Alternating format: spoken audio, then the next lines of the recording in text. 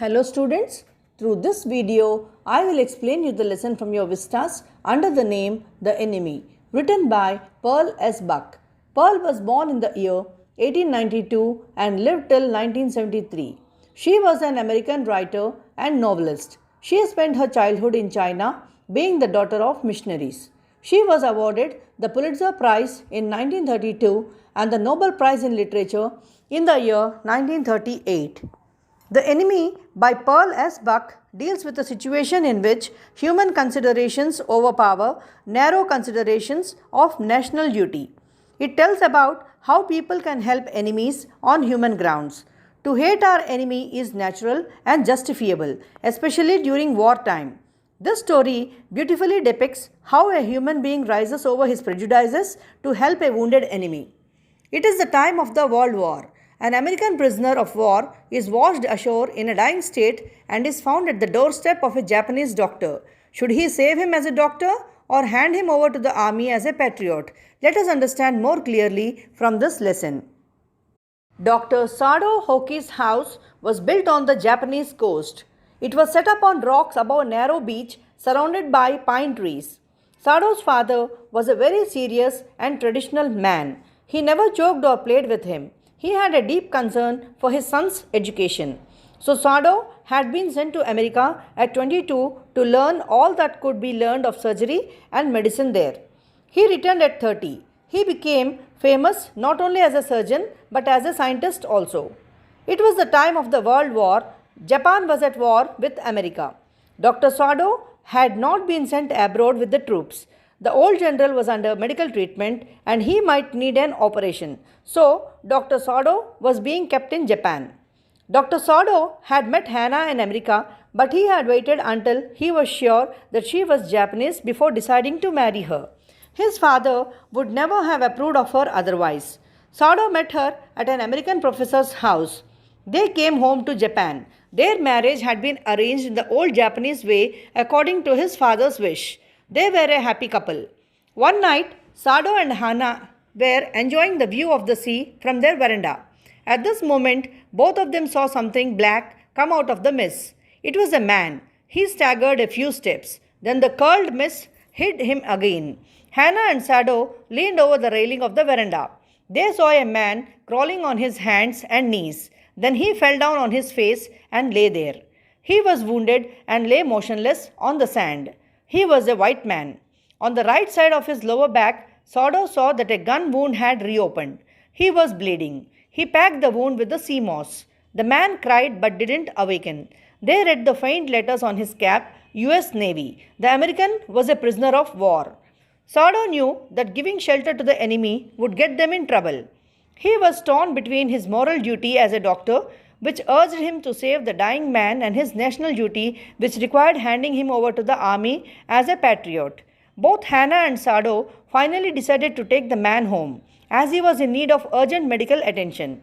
They decided that they should tell the servants also. The servants were frightened at what their master had just told them.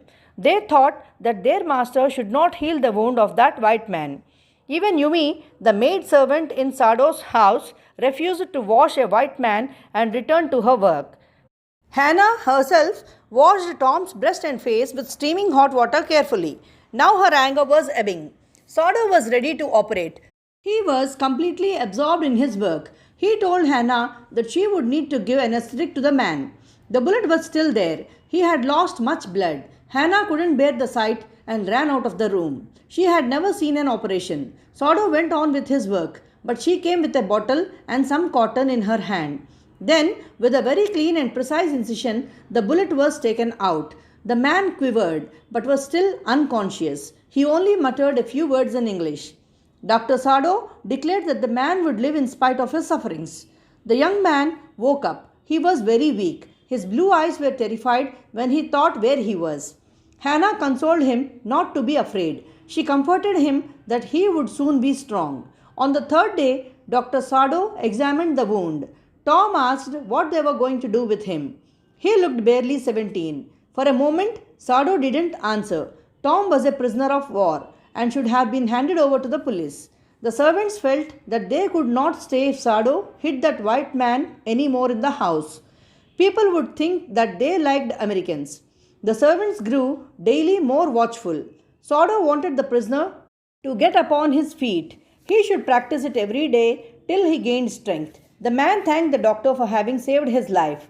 The doctor cautioned him not to thank him so early.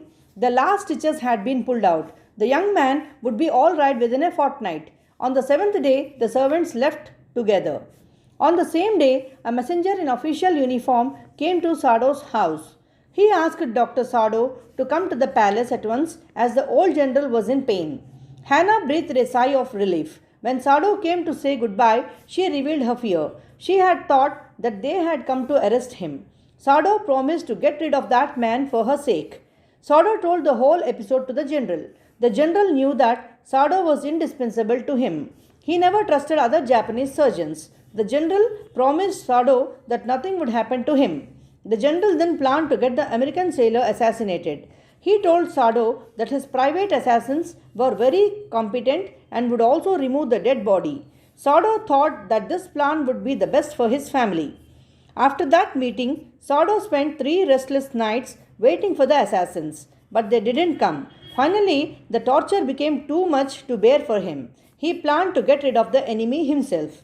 The next morning, he went to the guest room. He thought of putting his boat on the shore that night with food and extra clothing in it. The American might be able to row to that little island not far from the coast. Nobody lived on that island. He gave all necessary instructions to Tom and also gave him his own flashlight. He told Tom that he should flash the light 2 times if he needed something. Once, if everything was fine, he must do this only when the sun dropped under the horizon. He further added that Tom could find many fishes to eat, but he should eat them raw, lest the fire be seen. Even Hannah didn't know about this plan.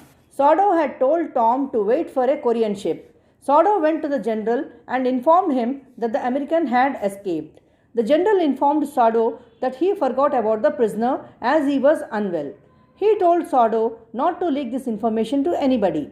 Sado got his reward. He didn't receive any signal. No one was on the island. The prisoner had gone safely.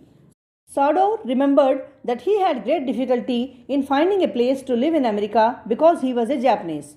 The Americans were full of prejudice. White people were repulsive. It was a relief to be openly at war with them at last. Then he remembered the haggard face of the prisoner. White and repulsive. Strange, he thought. I wonder why I could not kill him. Hence, the enemy gives the message that humanism transcends all man-made prejudices and barriers. Dr. Sado upholds the ethics of medical profession in treating an enemy. The story is a great lesson of peace, love, sympathy, fellow feeling and humanism. With this explanation, we have come to the end of this lesson.